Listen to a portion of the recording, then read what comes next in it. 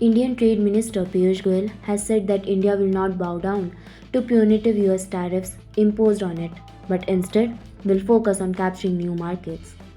कोई हमारे साथ अच्छा फ्री ट्रेड एग्रीमेंट करना चाहे तो उसके लिए तो हम सदैव तैयार हैं,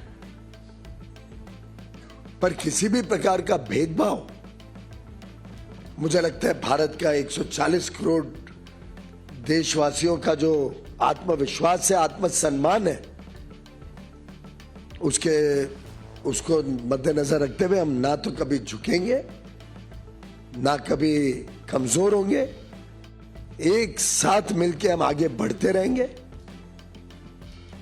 नई मार्केट्स कैप्चर करेंगे। मैं आपको दावे से कह सकता हूं इस साल हमारी एक्सपोर्ट पिछले साल से ज्यादा होगी। This comes as a US court ruled that President Donald Trump's sweeping tariffs face legal challenges.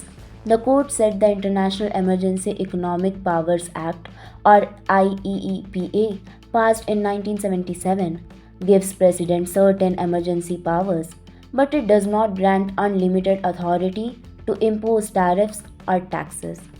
However, the tariffs will stay in place until October 14, giving Trump a window to appeal to the Supreme Court. The impact is real.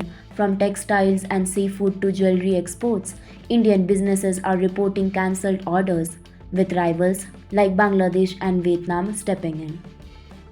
Trade talks for a deal between the two countries are stuck over agriculture and dairy. Prime Minister Narendra Modi has made it clear that interests of Indian farmers will not be sacrificed. Instead, New Delhi is pushing for a Swadeshi model to reduce reliance on the US. Last year, the United States was India's top export market, worth over $87 billion.